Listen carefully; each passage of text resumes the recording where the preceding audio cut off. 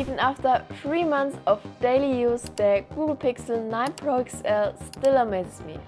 But what exactly makes it so special and what could still be improved? In this long-term review, I will share my thoughts after over 7 months of use and offer an honest review on whether it lived up to my expectations. One of the phone's strongest points is definitely its new design. In my opinion, the Pixel 9 Pro XL is now the most comfortable Android phone to hold. The design gives off a similar feel to an iPhone in the best way possible. Interestingly, it weighs exactly the same as the iPhone 16 Pro Max. The Pixel 9 Pro XL comes in a variety of colors: obsidian black, hazel grey, rosé quartz and a clean white called porcelain, which is the version I personally own. The matte glass back does a great job at resisting fingerprints and feels premium to the touch. The metal frame is impressively durable. After more than 7 months of use, mine doesn't have a single scratch. The new camera design is also a visual upgrade. In fact, I would go as far as to say it's my favorite camera look of any phone this year. If you're planning to use a case, I highly recommend Google's official ones. They are among the best I've ever used. Soft, grippy and resistant to fingerprints. The buttons and the Google logo are made of metal, which adds a nice premium touch. The Pixel 9 Pro XL features a 6.8-inch LTPO OLED panel with a high resolution, delivering stunning clarity. You can lower the resolution to save battery, but I have kept it at the max the entire time.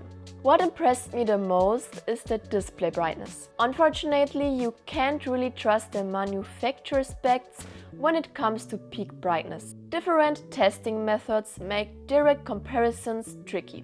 However, in independent tests, the Pixel 9 Pro XL outshines all current flagships. From my own experience, it's brighter than the S25 Ultra or iPhone 16 Pro Max. The only downside, Pixel phones still struggle with outdoor brightness, especially indoors. The screen often dims more than I'd like, even if I manually raise the brightness. So I'd often turn off outdoor brightness and adjust it manually. Thanks to the 120Hz refresh rate, the phone feels incredibly smooth. When showing static content, it can drop to 1 Hz to conserve battery. The new ultrasonic fingerprint sensor is a big upgrade over the older optical one.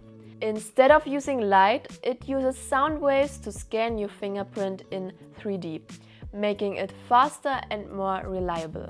There are also lots of small hardware improvements, better haptics, stronger connectivity and improved thermal management under load compared to the Pixel 8 Pro. The new Tensor G4 chip combined with 16 GB of RAM brings noticeable everyday performance gains. Apps launch faster and even demanding games run smoother than before. SIR benchmark results show the Tensor G4 still lags behind competitors, but in real-world use you hardly notice. Only photo processing takes about half a second longer than on the S25 Ultra. With very graphic intense games, you can tell it's not quite on par with the latest Snapdragon or Apple's A18 Pro chip. Battery capacity remains at 5060 mAh, same as last year, but actual battery life has improved, mostly due to the more efficient chip. That said, I still wish it lasted a bit longer. It usually gets me through a full day, but heavy usage can push it to its limits. Especially during long YouTube sessions, I've noticed it drains faster than both the iPhone 16 Pro Max and the S25 Ultra, almost twice as fast as the iPhone. One thing I have always loved about Pixel phones is their photos. They have that signature contrasty and sharp pixel look that many, including me, really enjoy. The upgrades from the Pixel 8 Pro are subtle but noticeable.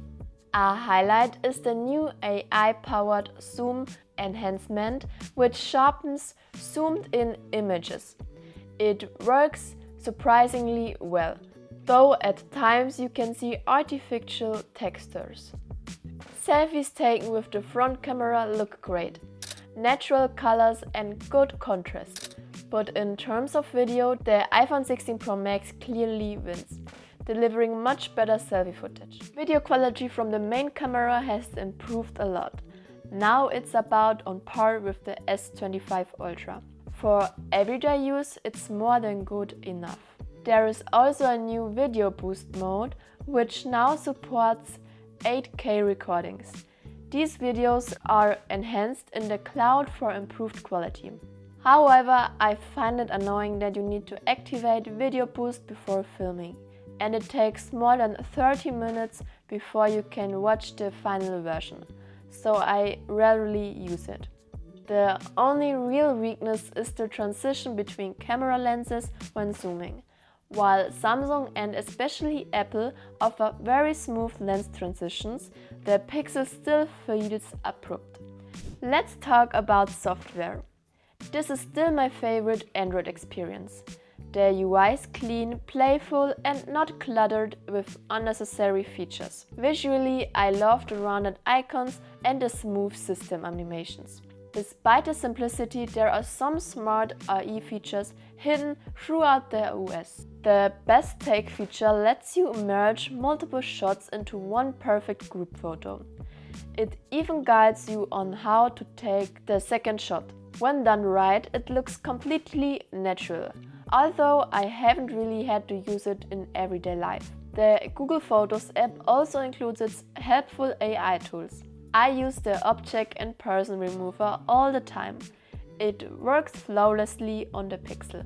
There are also fun tools like replacing entire backgrounds or editing individual objects within a photo. What's really useful though is the new built-in Gemini Assistant, which replaces the old Google Assistant. You can launch it with a quick swipe from either bottom corner. I use it a lot, it's super helpful for quick questions. The cool part, Gemini can understand what you are doing. If you are watching a YouTube video and open Gemini, it can answer questions about the video. It also works with Gmail and other Google services, understanding the context and even performing tasks. You can even share your screen content directly with Gemini, so it can give more tailored help. Also new is a dedicated weather app that matches the system's aesthetic and offers competitive functionality compared to third-party apps. The speakers have gotten a noticeable upgrade and are now on a par with the S25 Ultra. The iPhone 16 Pro Max still has the edge with fuller, clearer audio, but the difference is minor in a day-to-day use. Lastly, let's talk about whether the Pixel 9 Pro XL is worth its full retail price. To be honest, I think Google's asking price of $1,199 is a bit much. While the software experience can compete with any flagship, the hardware, especially the processor, is still a step behind. However, the good news is that you can often find it around 800 euros from other retailers, and at that price I think it's absolutely worth it. What do you think about the Pixel 9 Pro XL? Let me know in the comments down below, and I will be happy if you let a thumbs up and subscribe the channel to support me, and I will see you in the next video. Bye!